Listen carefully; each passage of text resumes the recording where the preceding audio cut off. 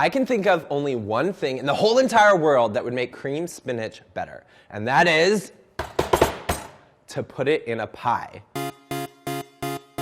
I'm actually going to do kind of a creamed greens pie, so I'm using a combination of spinach and collard greens because the collard greens are going to give it a really nice bite while the spinach gives it that like silky texture that is traditional in cream greens. So I'm just going to add a couple tablespoons of extra virgin olive oil. I have 1 large onion here, which is going to add a ton of flavor. I'm going to cut this into pieces that are less than 1/4 inch big. Get these right in the pan. We're chopping and dropping, and I'm going to hit the onion with a little bit of salt here, which is going to help bring out some of the moisture. And while that gets going, I'm going to chop up 4 garlic cloves. Give it a nice rough chop. All right, into the pot. So we've got our onion in the pot, we've got our garlic in the pot, and we're gonna cook this for about 8 minutes. While that's cooking, I know we're gonna need some wine, so I'm just gonna go ahead and open a bottle. In this case, I'm using a dry white. To be honest, use whatever white wine that you have open. Don't open a brand new bottle for this.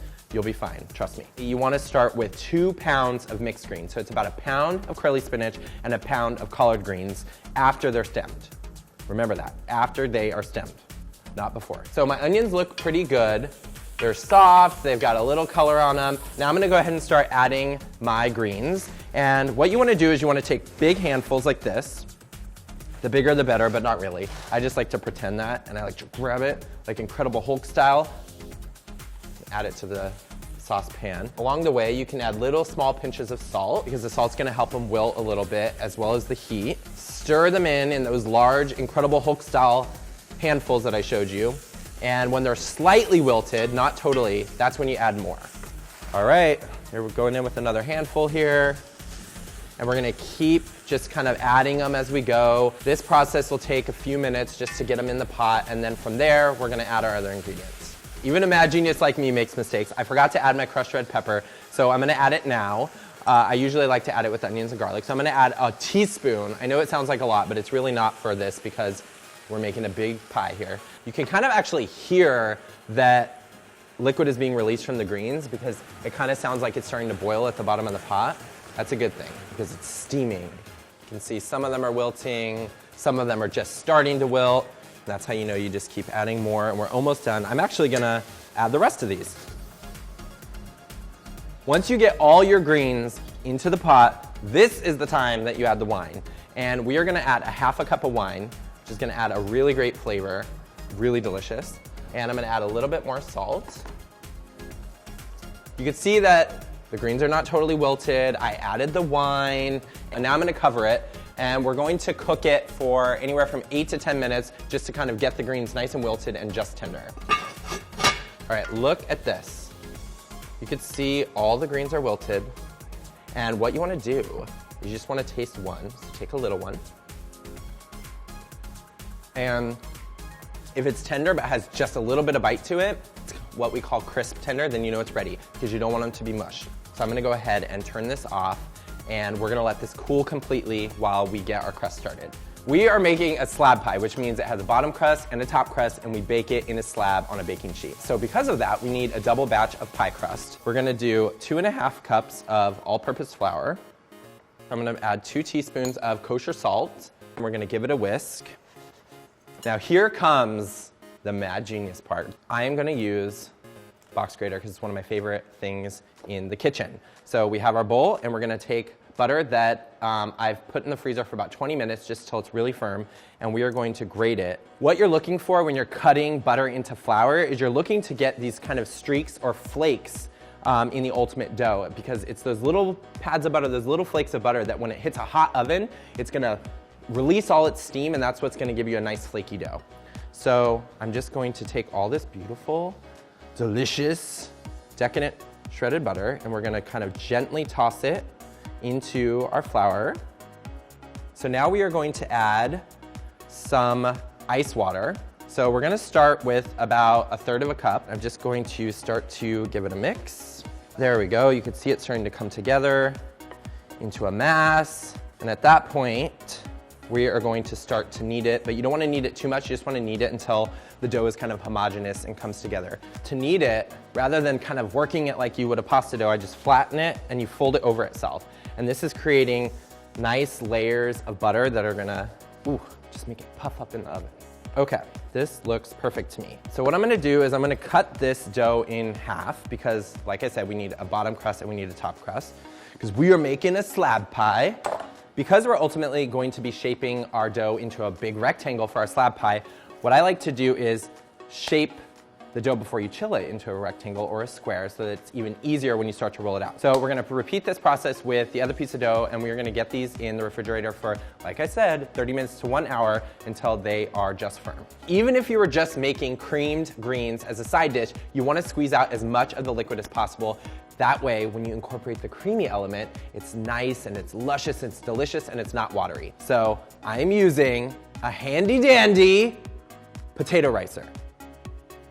I'm going to use some tongs. I'm gonna pick up some of this spinach and I'm gonna put it right into my potato ricer here. And look at that, you can see the liquid is already squeezing out of it. And then just use your tongs, pick it up and transfer it to a new bowl that you're going to use to mix your filling. Look at all this liquid. This came out of that 2 pounds of greens.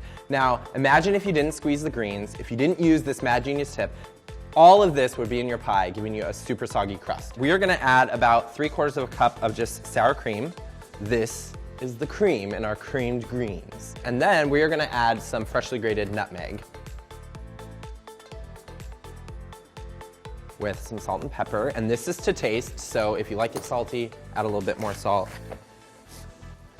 This looks great. So I've got my little pastry square. I've got my rolling pin, and what I like to do is when you have a nice chilled dough that has really cold butter in it, is I like to just tap it. Not only does this kind of soften the butter, but it kind of lets you know whether or not the dough is too cold or too warm to roll out. What I mean by that is if you're tapping it and the edge of the dough starts to crack, then you might want to wait a couple minutes because the dough is just a little bit too cold. But in this case, you could see that it's not cracking. So I think we're ready to go. Start to roll it out. This is going to be our bottom crust, and I'm looking to get it about 13 by 9. Check out this dough. You can see all the beautiful speckles of butter in it. I'm gonna transfer it to a baking sheet while I roll out the top crust. I've got my top crust here, I've got my beautiful bottom crust here, and we are going to put our filling right on top of the bottom crust. So just take a spoon, or you can use your hands. You're gonna put it right in the center. Oh my gosh, this looks good already. So we're just gonna gently roll it up onto our rolling pin just like this, and we are going to unroll it on the top of our pie, just like that. Crimp the edge however you'd like. Press the two crusts together just to seal them, and then what I like to do is fold the bottom crust over the top and just press it. And then what you're gonna do is, much like you would a classic pie dough, you're gonna use your 2 fingers and just rotate as you go. Fold it over itself, press it. I'm gonna pop this in the refrigerator or the freezer for about 15 minutes just to get the dough nice and chilled again. The dough is nice and chilled. It only took about 15 minutes. I'm gonna brush it with an egg wash, which just means I beat 1 egg with a tablespoon of water or milk. And this is gonna give it that really beautiful golden color. And you don't wanna make it too wet. You just kinda wanna lightly brush it. And you don't wanna forget the edges. There we go, it looks good to me. Okay, so once you get your egg wash on, you're gonna take a small paring knife and you're going to cut slits in the top. And this is really just to allow the steam to escape. You wanna cut anywhere from 16 to 24 slits. And what I like to do is sprinkle it with a little flaky sea salt, which not only gives it kind of a shimmer when it comes out of the oven, but it adds a ton more flavor. And then some coarse, cracked black pepper. All right, we are gonna get this into the oven. Remember, it's at 400 degrees and it's gonna bake for about 50 minutes. Talk about mad genius! We have the most incredible pie I think I've ever made. a gigantic slab pie filled with creamed greens. We've got collard greens in there. We've got spinach. I took it out of the oven. I let it sit for about 15 minutes just to kind of take the heat off. And I'm gonna cut myself a nice corner slice because I like the extra crust. And I would say that slab pie this size would feed really like anywhere from 10 to 12 people, believe it or not. Ooh, you can hear how crispy the crust is. Let me show you what we got going on here. Look at this. I mean, come on now. There is an incredible amount of greens in this pie. Because we grated the butter, the crust is super flaky, and the filling is like creamy, but it's not wet because we used that potato ricer. I mean, this is a mad genius slab pie.